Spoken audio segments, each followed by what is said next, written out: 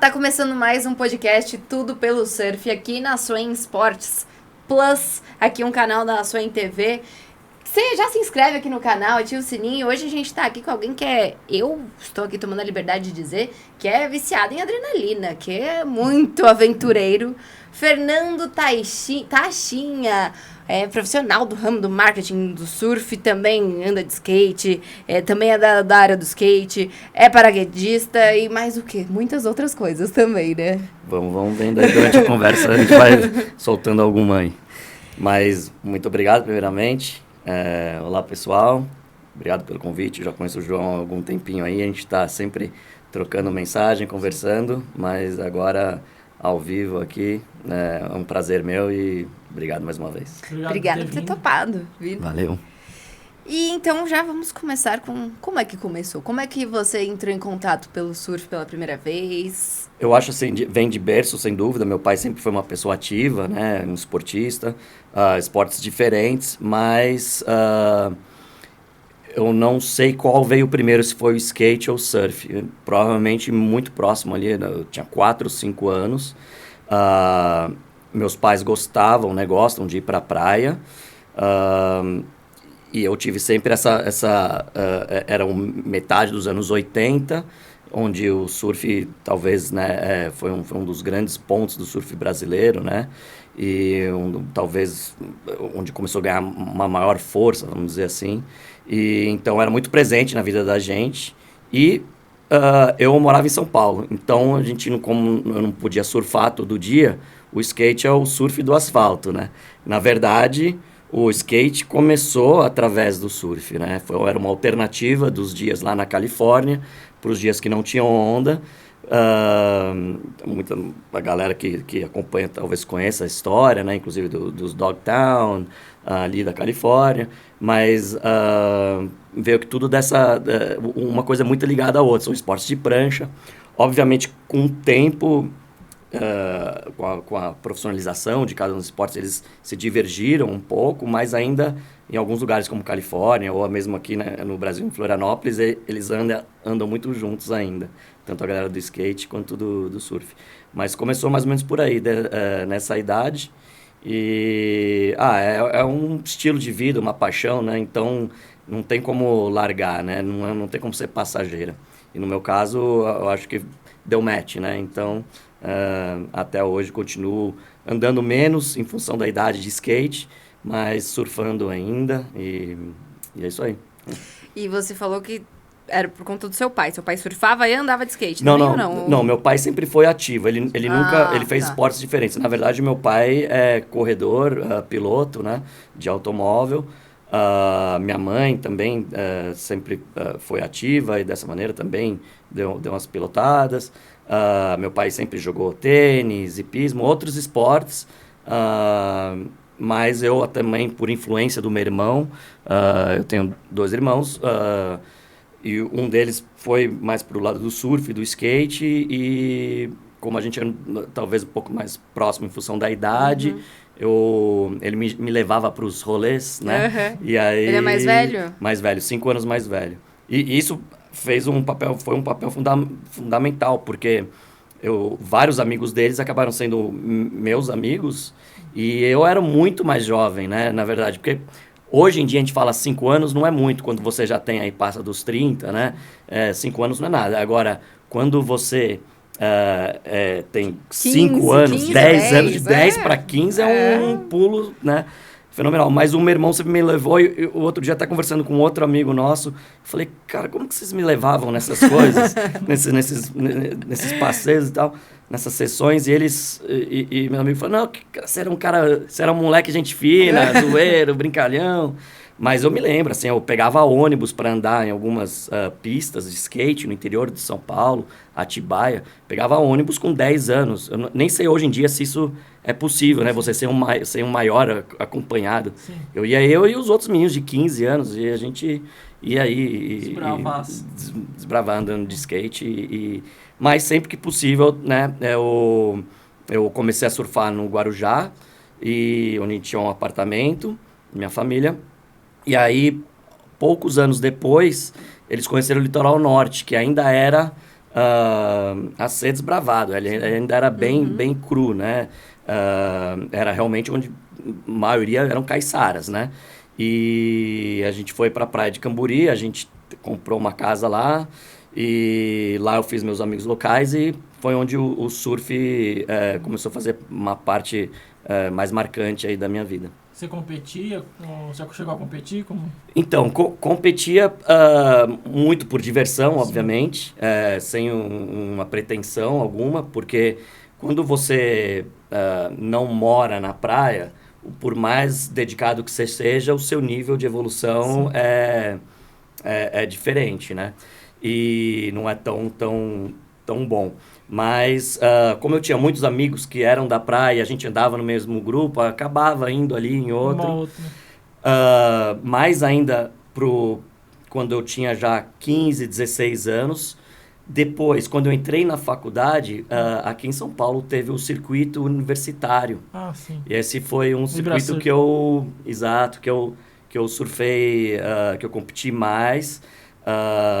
Competia também, cheguei a competir umas etapas do estilo amador, paulistano, né, que era um campeonato forte, né, e que mais? Você chegou a ter um circuito também paulistano, que era da cidade de São Paulo, né. Então, mais sem pretensão, mas muito bacana. E eu acho que a competição, para mim, pro meu surf, fez eu evoluir, sabe? Eu me lembro uma vez, a gente surfou até um campeonato, esse foi, eu acho que era um campeonato colegial, que inclusive eu me lembro que era colegial, porque quem estava lá era o Alexandre Flora, o Akiwas Shaper, também estava o Leandro Kessi, que hoje em dia mora na Indonésia, pegando altas lá sempre, e eles estavam nesse campeonato, eu não sei se a gente chegou aí junto, mas estavam um tamanho bom em Maresias, ali no Bar do Meio, e eu me lembro que eu fui para uma sessão assim que eu não iria se não fosse campeonato, porque realmente tinha um tamanho bom, Maresias, todo mundo sabe que é um mar pesado, e eu fui para a sessão como, sabe, pô, tô aqui, tenho que representar, né? E então sempre a competição foi muito boa nesse formato de fazer evolução. Sim. E eu acho que eu até me dava um pouco melhor, não pelo meu surf em si, mas pela minha percepção ali de marcação, de entender um pouquinho o jogo, assim, de brincar dentro da bateria, de como administrar as notas, esperar. É muito estratégico, né? Esse é o jogo de xadrez que tem ali, que é muito importante, né? Então, é muito comum, inclusive, né, no surfista, tem surfistas que são assim, verdadeiros talentos, mas de repente foge um pouco lá da competição, né? Da estratégia. Até mesmo porque talvez não tenha interesse. Prefere ou porque... pro free surf, né? Exatamente. Aí por isso que tem o free surf, né? Então... E como é que foi, né? Nesses rolês com os amigos do seu irmão pra você entrar no mercado no surf? Como é que você começou a trabalhar com isso? É muito bacana isso, que é a história de como tudo começou, assim, pra mim. Já quando eu já estava com essa idade, 16, 18 anos, eu já tinha meio que, não decidido, mas já estava pego pelo surf e pelo skate, né? E já sabia que eu queria trabalhar com aquilo. E aí você precisa identificar alguns caminhos de como começar. E eu tive alguns, vamos dizer assim, mestres, ou inspirações, que eu vi que tinha um caminho, né? Existem alguns, eu vou citar alguns, mas, por exemplo, hoje eu até me lembrei, a gente estava num grupo de WhatsApp, e um dos primeiros eventos que eu fui, e meio que participando assim, do evento, não competindo, mas ali, foi acompanhando o fotógrafo Bruno Alves, que é o fundador da revista Fluir, e chamaram ele para fazer a cobertura de um evento, se não me engano, em 94, que é o Sea Club Final Hit, em Tamambuca. E eu fui, pô... Adorei, ele me apresentou para todos os feras, a galera da indústria da época, foi um final de semana incrível. Então, talvez a fotografia seria uma. Eu, com meus amigos, eu tinha um amigo, a gente acabou fazendo uma viagem para o Peru, minha primeira viagem de surf, eu tinha 16 anos, e ele tinha uma câmera. E aí a gente foi filmar as ondas. Mas a gente acabou fazendo uma brincadeira ali, fomos filmar as outras coisas. E aí, com essas imagens, falamos, bom, vamos editar. Naquela época, galera, não existia edição de computador, né? E muito menos de telefone. E nessa época ainda foi antes, existiam, as máquinas de edição eram caríssimas, eram ilhas de edição, né? Formato linear não quero entrar muito técnico no assunto, mas tinha um Avid que custava não sei quanto para você precisava alugar e tal. Então, era no cassete com cassete, 2 vídeos, um entrava aqui, e aí eu mexia no cabo atrás, que era o de áudio, para fazer o rec, enfim, mas eu já curti aquilo. Não era nada do que quem mexe em Premiere, hoje em dia tá acostumado, ele vai editando no celular aqui, exato. Nada a ver. E quem tinha essa câmera, até mandar um abraço pro meu amigo Daniel Ikeda, que a gente fez essa e algumas outras viagens, a gente viajava pro Rio também, e a gente começava a fazer esses videozinhos de surf. Até que eu comprei minha primeira câmera, minha mãe emprestou, me deu a primeira câmera, e comecei a editar no computador. E aí comecei a melhorar o nível de produção até que eu comecei a ter alguns clientes. E anos depois eu já estava trabalhando com uma produtora, eu também gostava de... sempre fui um cara social, assim, então eu estava trabalhando por uma produtora carioca chamada KN Video, que eles tinham grande parte dos programas na Sport TV na época, e eu participei de alguns programas. Até um dia que eles me chamaram para... Eles sabiam que eu estava interessado em gravar, né? Eu participei na frente das câmeras, mas queria estar cada vez mais envolvido, e eles me convidaram, o Jorge Nassarala e a Fabiana Missi, me deram essa oportunidade de apresentar um programa e de gravar alguns outros programas. E viajando o Brasil, com isso, e tinha muito surf envolvido e tal. E, enfim, aí depois dessa oportunidade, inclusive quem me conectou, que também era parte desse grupo, era o Rafael Melim, hoje em dia do Grupo Sal, que também fez altos programas de surf no canal Off, e vários vídeos lá atrás também. Ele também teve um começo similar de edição. Ele fez um vídeo clássico do Rio de Janeiro, que é o Lombrô, o Lombrô 1 e o 2, né? E grande abraço também, Rafael. E ele falou, olha, tem um evento para você filmar esse final de semana, você consegue ir? E era para o cliente que era a Hip Curl. E aí acabei fazendo um evento para eles e acabei fazendo mais e mais coisa, e mais, não só o trabalho de surf, mas também institucional, de vídeo, né, da parte de trás da marca, onde eu também fiquei muito próximo do departamento de marketing, né? Então, eu aprendi muito do lado do branding, né, da marca.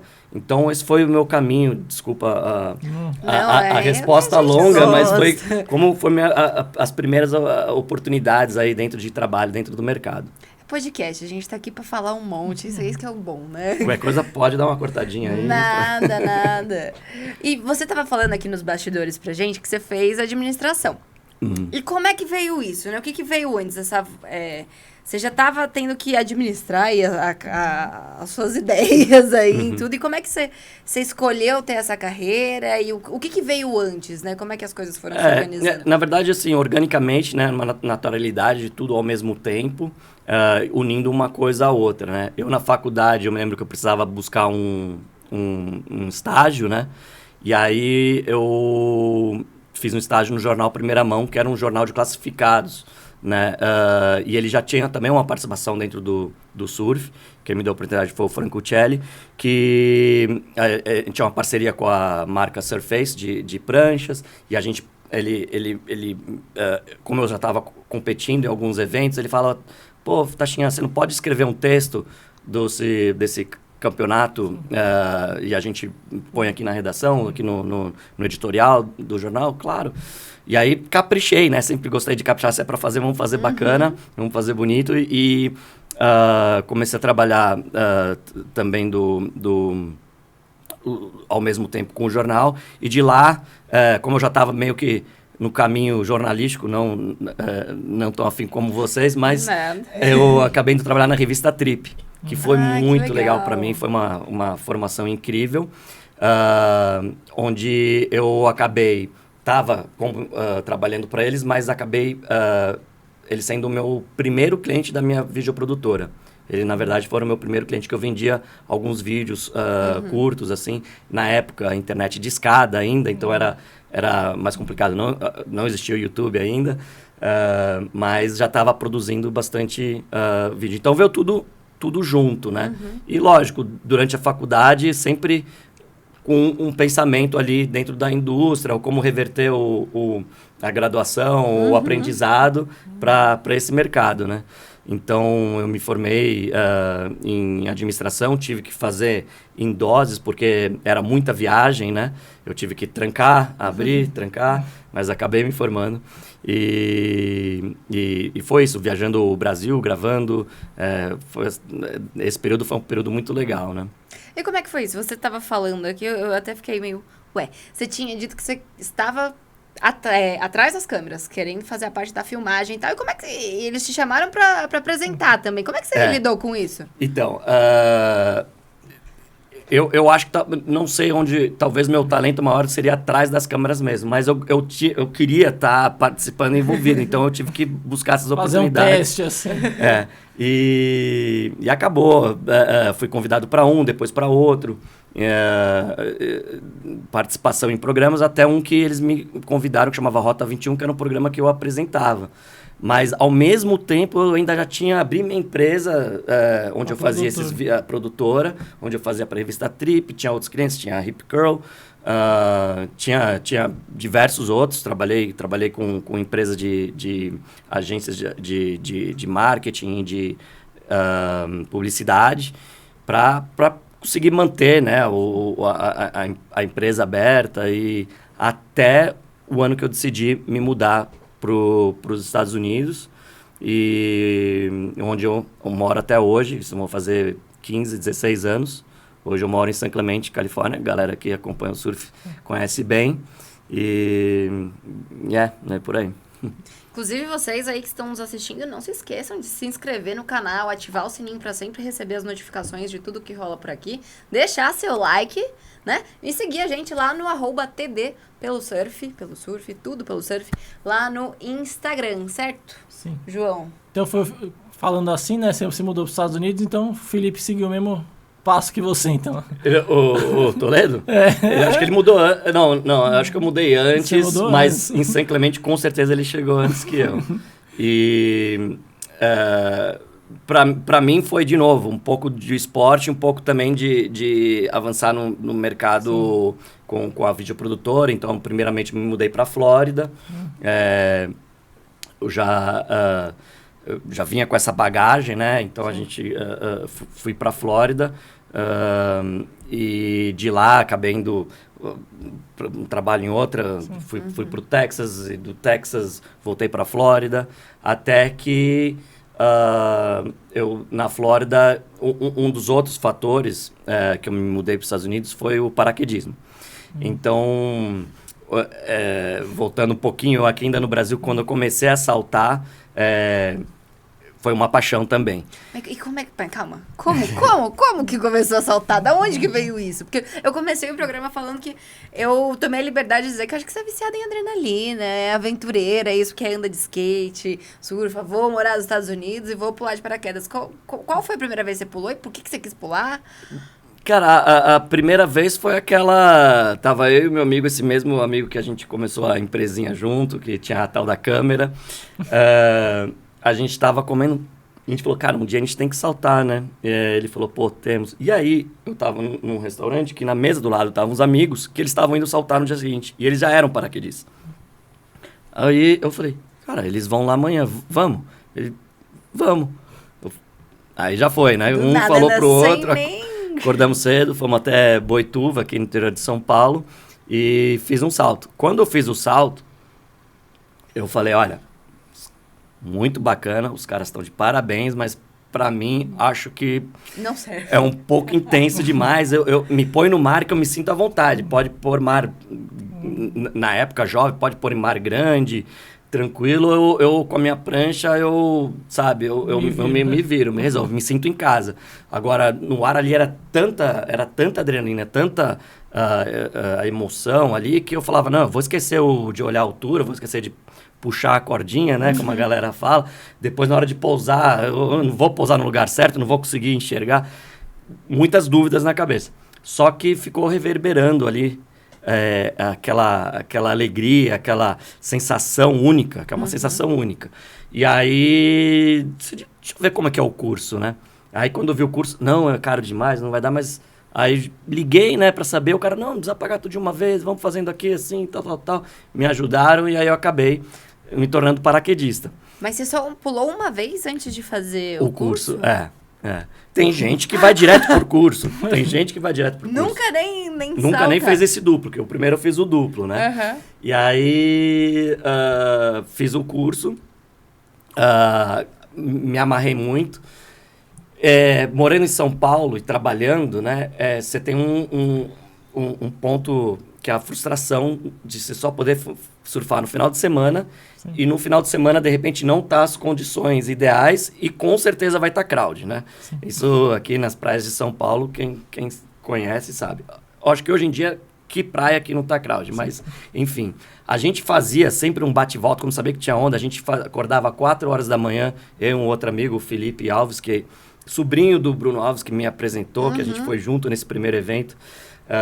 A gente acordava às 4 horas da manhã para chegar lá na praia às 5 e pouco, começar a ver o sol nascer, entrar na água com o sol nascendo, surfar uma hora e meia, sair da água 6h30, 7, para estar aqui de novo trabalhando às 9 no escritório salgado, mas de camisa por cima e coisa. Deus. Mas a gente já começa o dia com outra vibe, né? Outra energia. Você viu, naquele dia você viu o sol nascer na praia, né? Então... Dentro d'água. Dentro d'água. Surfando. Então, a gente sempre fazia isso. Mas o paraquedismo era um fator que me era muito atrativo, era que basicamente todo final de semana, contando que não chovia, estava tendo salto. E tinha ordem, né? Não é que nem o surf que você tem que brigar pelas ondas, basicamente. Inclusive, no paraquedismo, todo mundo se cumprimenta antes do salto, também na hora que abre a porta e todo mundo vai sair, todo mundo deseja um pro outro, bom salto. Então, tem uma energia que, de repente, na água tem um pouco mais competitiva, né? Lógico que quando a gente está entre amigos, num pico, e é a melhor coisa que tem e tal, mas tem, né, como eu te falei, num final de semana crowdado, você tem um aspecto ali que você tem que achar as suas ondas, né? Então, isso me chamou muito a atenção no paraquedismo e comecei a evoluir dentro do esporte, só que nos Estados Unidos tinha uma oportunidade melhor para evolução. Uma que aqui no Brasil não tinha nenhum túnel de vento, que é uma ferramenta incrível de aprendizado, de evolução, e em que eu acabei trabalhando anos depois. Fui o primeiro brasileiro a ser contratado pelo um túnel de vento em Orlando, na Flórida, e virei instrutor, coach, né, de paraquedismo, e fiz uma carreira lá durante alguns anos. Sendo profissional do paraquedismo, coisa que eu nunca imaginei, e depois dos 30 anos de idade, eu já tinha mais de 30 anos, me profissionalizei no negócio, assim, que foi total, lógico, se dentro do surf já é difícil em termos de financeiro, no paraquedismo, então, patrocínio basicamente inexistente. O que eles dão é equipamento que você pode revender, ou ser como eu sou, né? Até hoje eu sou um revendedor autorizado das melhores marcas do mundo. Eu já ia fazer uma piadinha, se me segue no Instagram, se precisar, vai lá. Não, mas... então, esse foi um dos grandes motivos, foi muito legal, assim, foi anos incríveis da minha vida. Mas mesmo assim... Orlando ali também tem pico de onda, tem ali perto. O Kelly Slater é dali, né? E vários outros. A Lisa Anderson, que foi campeã mundial não sei quantas vezes. Os Rob Goods. Agora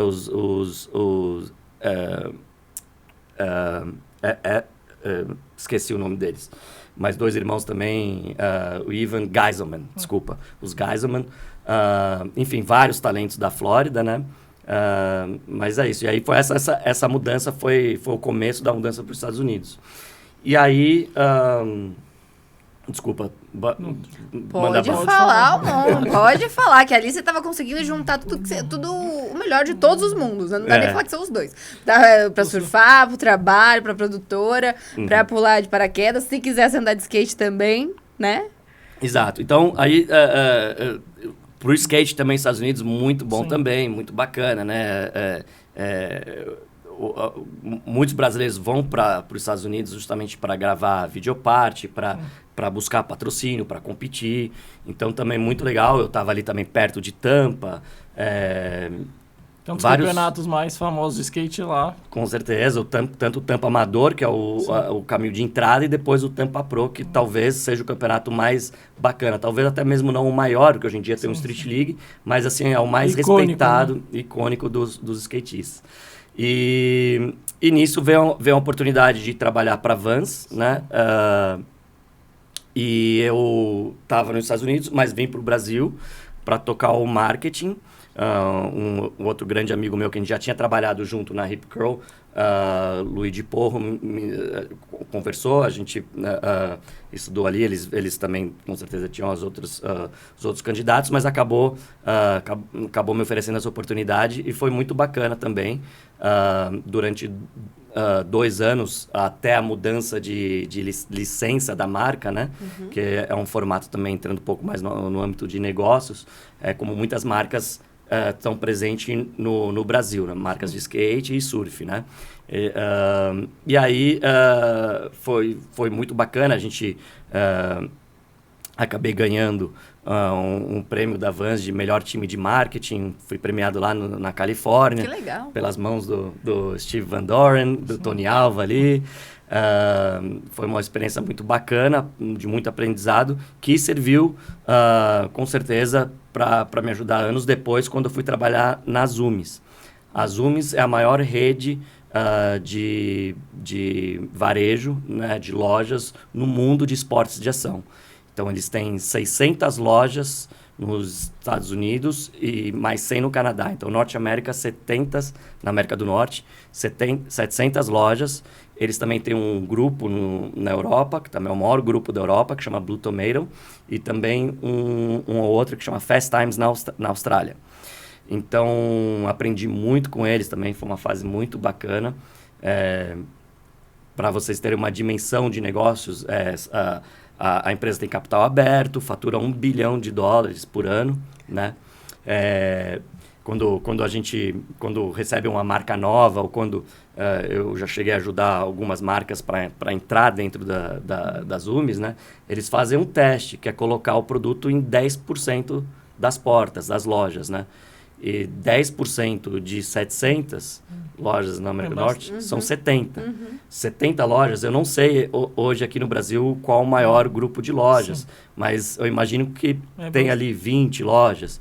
Então, assim, lá a entrada é 70, né? Mas são 700. Então, é um mercado enorme, mas também com isso vem muita responsabilidade e muito trabalho, né? E como é que você vê hoje o mercado nacional e internacional, assim, nesse sentido? Sem dúvida é um momento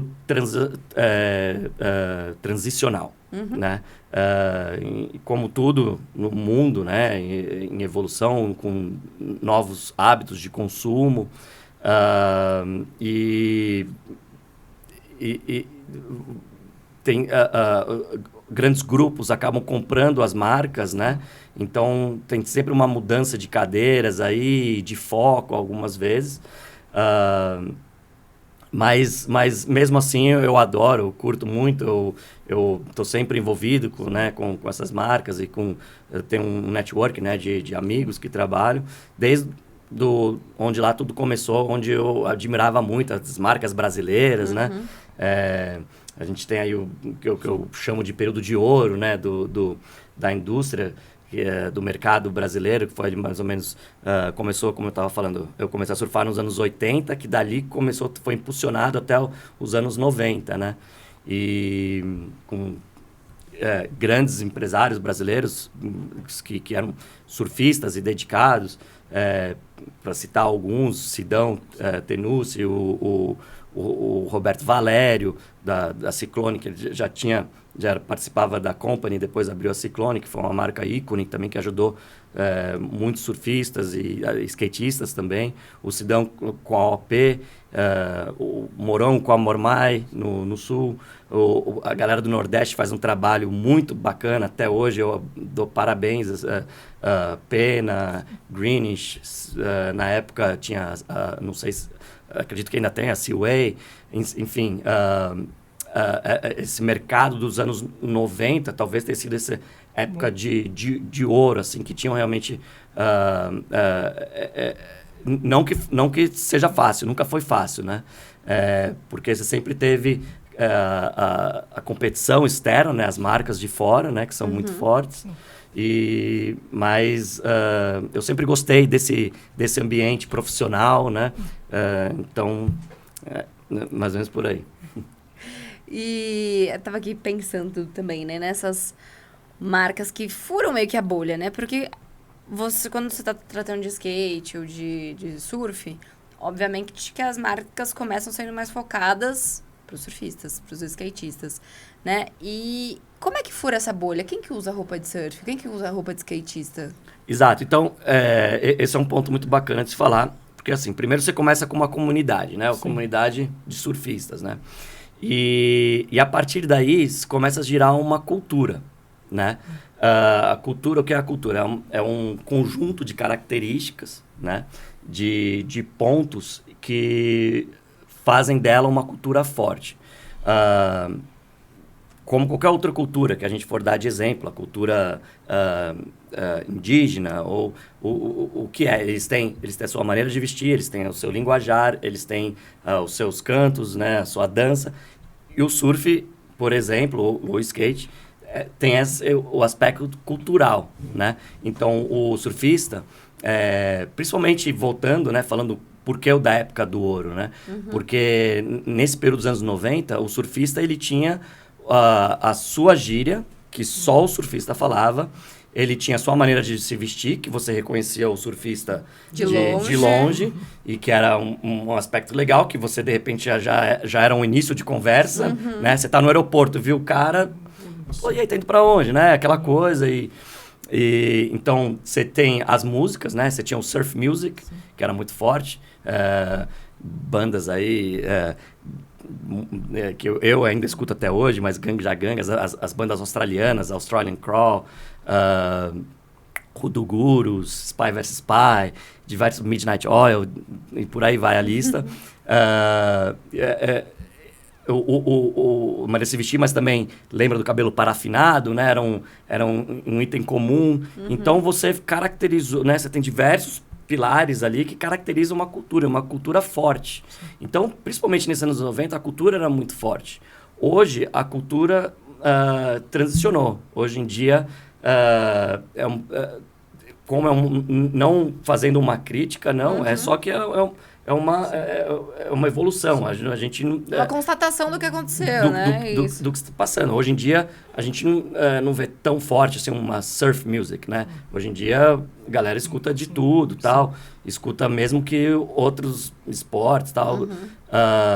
Você tinha, dentro dessa época ainda, você tinha um fator assim que era muito bacana, era o desbravamento, né? Ir para lugares e passar roubada, né? Tipo, hoje em dia... a galera já tem uma facilidade, tem agências de viagem, tem não sei o que e tal, Antigamente você explorava, né? Você explorava, exato. Só o fato de ter internet, que você, na palma da sua mão, você dá uma pesquisada, você já vê o pra tal lugar, lugar, dá uma olhada.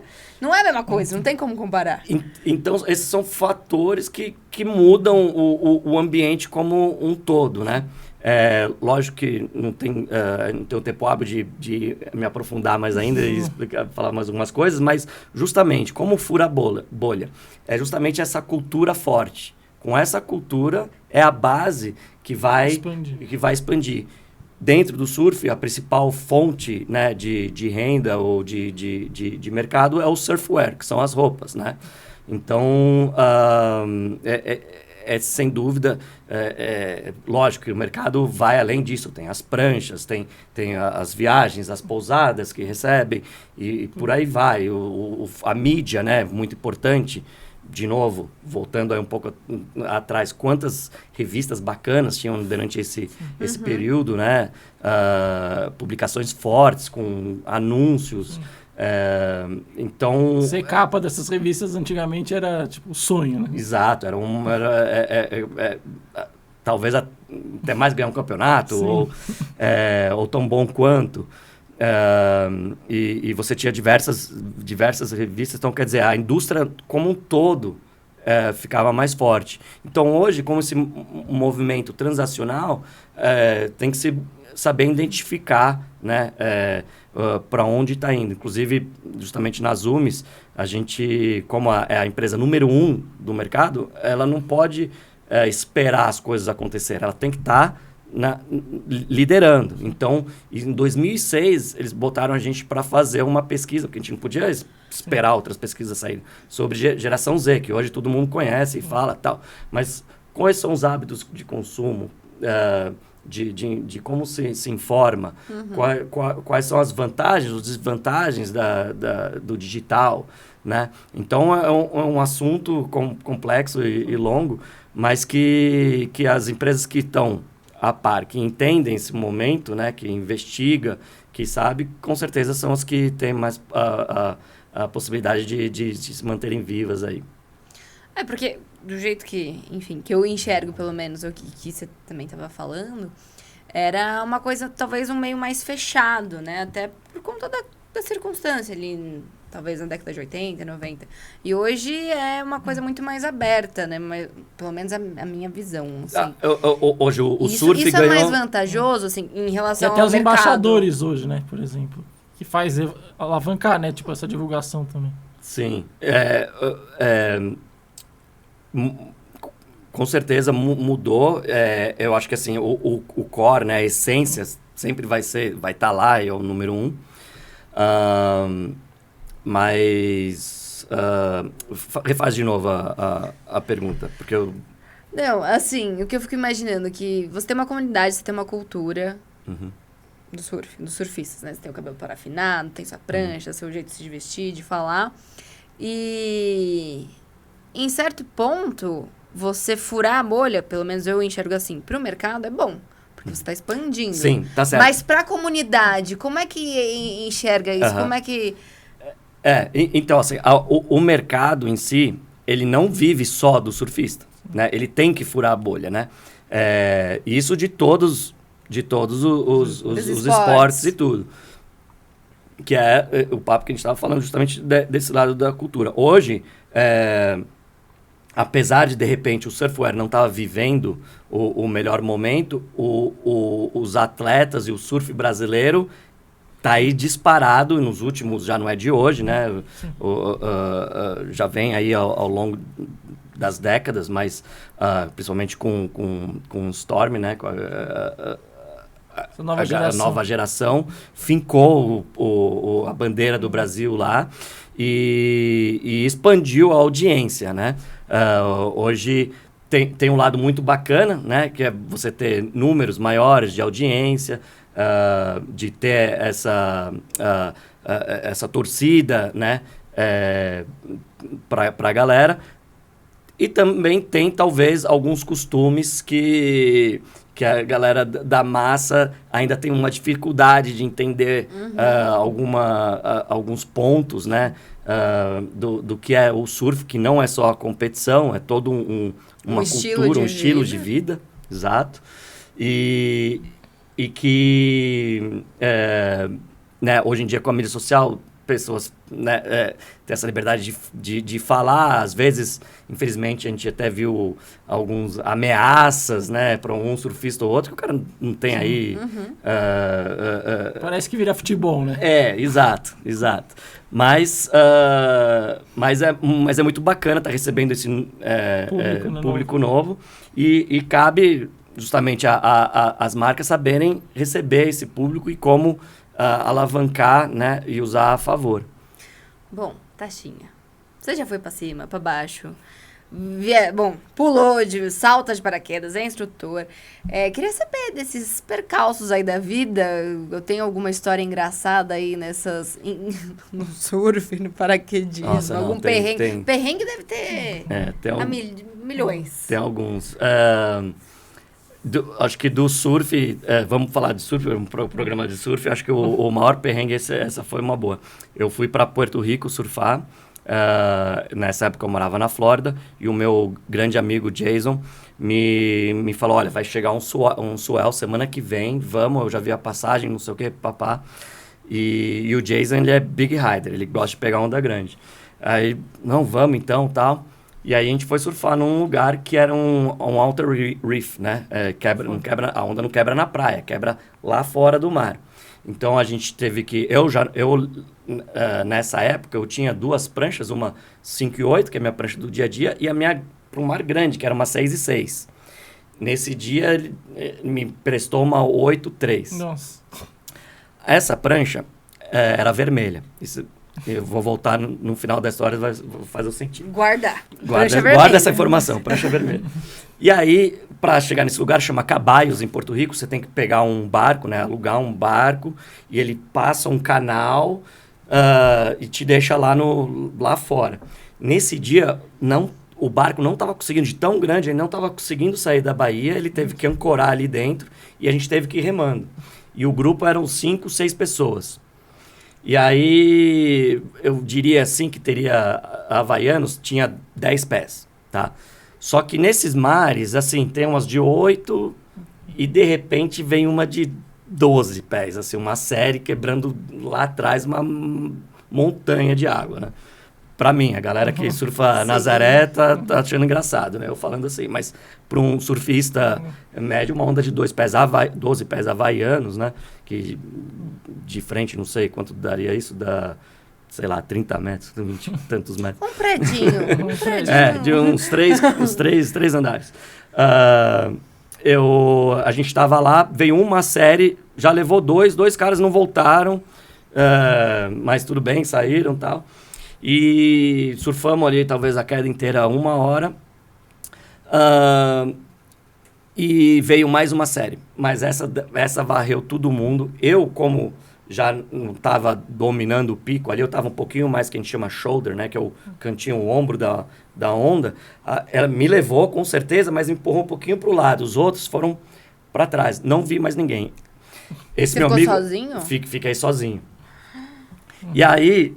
Só que assim, eu olhava para trás, as ondas explodindo, assim, uma bancada de pedra, que eu falei, nossa, eu não tô achando o caminho de volta. O meu amigo Jason, ele falou que nessa série, ele falou que ele tinha acabado de ter um bebê, ele falou que quando ele tava lá debaixo d'água, ele só pensava na criança, porque já tava dando no limite ali. Eu também tomei um susto, voltei pro pico ainda, né, falei, não, vou pegar uma e vou sair. Só que aí demorava, eu falei, será que vai vir outra dessa série aí? E aí eu vou voltar, e não achava o caminho de volta. Eu só via bomba explodindo e não achava. É muito difícil navegar nessas situações aí, quanto mais que você está sozinho. Mas, resumindo a história... Com a prancha vermelha, sozinho? Prancha vermelha. Eu tinha uma bermuda que ela era meia pintada, tal, mas era vermelha. E o meu irmão tinha me dado uma lycra, manga comprida, que eu tava usando na ocasião, que era vermelha. Um pontinho vermelho no meio do mar. Aí eu tô assim, eu falando, caramba, eu tenho que ir pra algum lugar, parar, me descansar e ver aí uma solução. E aí eu vi uma boia marítima de sinalização de navio cargueiro. Eu olhei, eu falei, não tá tão longe, né? Porque você vê de longe. Cara, eu remei até lá, eu não sei quanto tempo, eu já tava já meio que survival mode, né? Modo sobrevivência. Sim. E demorei um pouquinho. Quando chego lá, obviamente, qual é a cor da boia? Vermelha. Vermelha. Então, fiquei ali disfarçado, né? Ninguém vai me achar aqui, né? Mas aí eu fiquei dando uma chacoalhada assim na prancha. O capitão do barco de binóculo viu. Esse meu amigo conseguiu. O barco não estava saindo para lá, ele conseguiu. Por sorte, parece conto colocaram a mão. Parece filme, né? Tinha dois caras de jet ski brincando dentro da baía. né? Ou era um jet ski de aluguel. Ele falou, vem aqui, não preciso ir ali e tal. Com esses 2 jet skis, um dele foi... Um de um jet ski pulou para um outro e o meu amigo pegou esse e foi me buscar. E aí, esse foi o maior perrengue, eu acho, da história. Meu Deus do céu. Mas eu fico pensando, né? Vocês que gostam de surfar, eu gosto de falar com as pessoas. Mas, pô, vai se enfiando nos lugares. O barco não tava passando lá. Tava vendo... que vocês foram lá, né? Não, eu tava vendo lá outro dia um programa sobre Nazaré, que a cidade tem muitas viúvas, que o mar levou e o povo se enfia lá pra nadar. E é muito louco isso, essa necessidade do ser humano de querer desafiar as coisas e se desafiar e ir atrás da natureza. Eu fico... Enfim, é uma coisa que me deixa muito interessada, assim, né? Que você fala, gente, não vai dar certo. Ou alguma coisa pode dar errada, né? Mas realmente. E tava um dia divertido, tava nesse dia tava tudo bacana. Mas essa é uma delas, né? Sim. Infelizmente, a gente tá no mar, é um ambiente que está sempre em constante mudança, né? Obviamente, todo surfista que já tem uma carreira já presenciou coisas não tão bacanas e fatos infelizes, né? Infelicidades.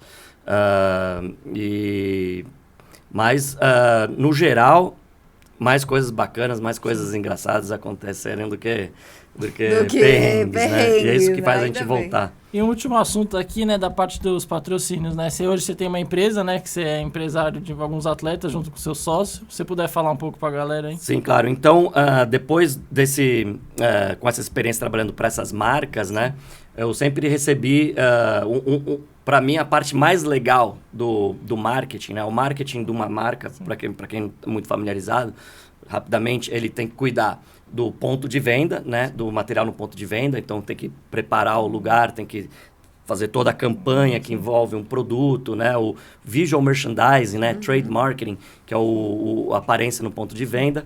Tem os eventos que a marca vai fazer. Você tem a mídia, né? Tanto online quanto impressa. Você tem relações públicas, você tem que cuidar. E a equipe, né? E a equipe, para mim, sempre foi a parte mais legal, porque é o contato humano, né? E eu sempre tive os atletas. E os atletas, eles perguntavam para mim, vinham sempre perguntando alguma dúvida sobre... Cara, me oferecendo esse contrato aqui, você pode dar uma olhada? Me ajuda. Ou, cara, o que você acha que eu devo fazer? Você acha que eu devo... Aceitar ou não? Vou para um campeonato, você acha que eu devo gravar a parte? Você acha que eu devo... Porque custa, né? É muito custoso você indo viajar, ou gravar, ou fazer um vídeo e tal.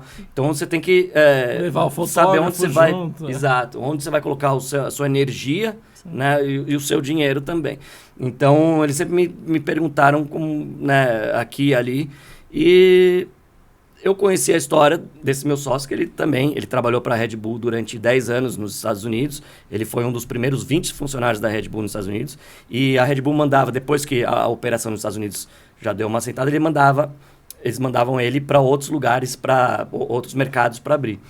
E ele também, mesma história, a gente se conheceu, inclusive num Tampa. E as nossas histórias... né, bateram. E aí eu falei, cara, tá aí uma oportunidade. Eu tava na Zoomies na época e o problema vamos dizer, o lance da Zoomies, a cultura da empresa é muito bacana, só que ela é em Seattle, que é um lugar que chove muito, não tem onda. E 2 anos foi o meu limite ali. E meu sonho era mudar para Califórnia, né? E vou escolher aonde, né? San Clemente, ali bem no meio entre Los Angeles e San Diego, onde tem um pico mais constante. É uma cidadezinha pequena, super bacana. E aí eu falei para ele, olha, para esse sócio, né? Falei, cara, quero ser agente, quero pegar um tempo de experiência com você aqui, eu tô em Seattle, mas meu sonho é ir para Califórnia. Ele falou, cara, perfeito, muitas das nossas marcas, né, dos nossos clientes são da Califórnia, né? Tanto os clientes como os dos atletas, como as marcas também, né? As principais marcas do mundo, os QGs são lá, né? A Oakley, todas, a Oakley, a Vans, a Board Riders, né? Que agora foi comprada, mas também a Deliberated Brands, a Volcom, a GoPro, tudo ali num raio de 30 minutos dirigindo, né? Então, muito sentido estar trabalhando com isso e estar ali. E aí eu já tinha alguns contatos, alguns amigos, né, que queriam representação. E aí foi fácil, né, a mudança. E como eu trabalhei por essas marcas, eu conheço os dois lados da mesa, né? Eu sei o que as marcas querem, eu sei como oferecer, e essa negociação para mim fica mais fácil, talvez. E conhecer, evidentemente, as pessoas dentro do mercado, né? Pra mim fica mais fácil. Ter uma amizade ou um conhecimento, enfim. Ou saber como chegar e tal. Então, é isso. Hoje em dia, a gente tem em torno aí 18 a 20 atletas, né? Que a gente quer continuar pequeno para justamente poder dar atenção, né, para eles. O meu sócio, ele toma conta mais dos esportes de inverno, snowboard, esqui, né? Que é muito forte, né? Isso foi só uma percepção que eu tive quando eu fui mudar para fora. Por exemplo, a gente fala, você me pergunta aqui no Brasil, fala de quanto tempo é Olimpíadas? Todo mundo vai falar 4 anos. Mas no mundo são 2 anos, porque você tem as Olimpíadas de inverno. E aqui a gente fala, mas não vale tanto, porque não é tão... Mas lá movimenta muita grana, porque são esportes de nível, um poder aquisitivo bacana, e são indústrias muito grandes, né? E se você for para pensar, o mundo, né, onde está o principal, os mercados, onde está o dinheiro, é no hemisfério norte, né? Você tem Europa, onde neva, Estados Unidos. Porque são as Olimpíadas de Inverno, mas a questão é neve, né? A gente tem o inverno, a gente não tem a neve. Exato. Então, enfim, esse meu sócio cuida dessa parte e eu mais o skate e o surf. Então, é isso. Alguns dos nomes, né, da galera que a gente cuida, talvez não tão familiarizado com o público brasileiro, mas eu tenho o Ivan Federico, que é um dos grandes skatistas da Europa, que já participou nas últimas Olimpíadas de Tóquio, né? Atleta olímpico. Tem o Alex Sorgente, que é bicampeão do mundo, também bicampeão do X Games, medalha de ouro. O Ivan Federico também, que eu falei antes, ele também tem medalha de ouro no X Games. Tenho de surfistas, tem um garoto italiano que está no time da Federação Italiana também, que chama Alberto Barzan. Tem o número 1 atual do circuito QS europeu, que é o Thiago Carrique. O Ian Gentil, que está no CT, atleta revelação do ano, né, o Rookie of the Year. E o Kian Martin, que é o atual Pro Júnior da Ásia, campeão Pro Júnior da Ásia. Meio brasileiro, né? Ele meio brasileiro. Sueco que mora na Indonésia. Exato. E tem essa é o meu time de surf. Como eu disse, a gente fica pequeno. Eu também dou consultoria de marketing, né, para marcas, né, inclusive para outras agências. Inclusive agora sou um co-agente da Dora Varela, skatista brasileira também, representante olímpica, né? A semana passada ganhou um campeonato grande aqui, que é o USTU. E esse é o time. Pequeno, mas a gente consegue dar uma atenção, a gente sabe, ter uma conversa próxima, a gente ajuda em diversos âmbitos, não só na parte administrativa, negociação de contrato, mas acaba sendo amigo, próximo, então ajuda, manda a prancha para aqui, manda a prancha para lá, buca um hotel, né, ajeita uma coisa, enfim. Como eu te falei, quando eu trabalhava no marketing das empresas, a parte que eu mais gostava era justamente essa, né, de estar junto com os atletas e ter essa relação quase que familiar, né? Vocês já devem ter visto ele, né, no nosso canal, né? Ajudando, mandando uns vídeos lá das etapas. Também. Eu viajo para algumas etapas, não todas, né? Mas sempre quando eu tô visitando, eu mando os videozinhos pro João e, enfim, é um prazer sempre estar contribuindo e ajudando, colaborando. Inclusive, galera, se vocês ainda não seguem, então, lembrando aqui de seguir a gente lá no @TD pelo Surf no Instagram. Por que Taxinha? Pra finalizar, né? Por que Taxinha? Bom, eu não sou uma pessoa alta, né? Eu já tenho uma estatura Mediana. mediana, um pouquinho mais pra baixo. Te ajudei, vai. Bom, pra quem na TV A gente tá não sentado, consegue ver, né? a gente tá Não é- sentado, mas eu tenho 1,68, então não sou um cara alto. Então, mas quando eu era pequeno, quando eu era mais jovem, era bem pequeno ainda. E eu andava de skate. E o apelido, né, a zoação de quem anda de skate, quando você não é bom, ou pra zoar mesmo, é o prego. Né? Aquele cara é mó prego. Também no surf, né? Aquele cara é mó prego, tá? Mó prego. E aí, como eu era pequeno demais, eu falava assim, meu... Não é nem prego. Você não é nem prego, você é uma taxinha. É uma taxinha. E aí ficou. E aí, até hoje. E até hoje, assim, me lembro uma cena engraçada na revista Trip, né? Eu tava meu primeiro mês lá, alguém me liga, né? E o telefone toca, alguém atende. Por favor, taxinha, é o Endrigo. Grande abraço para o Endrigo também. Ele atende o telefone no meio da redação, a redação aberta, né?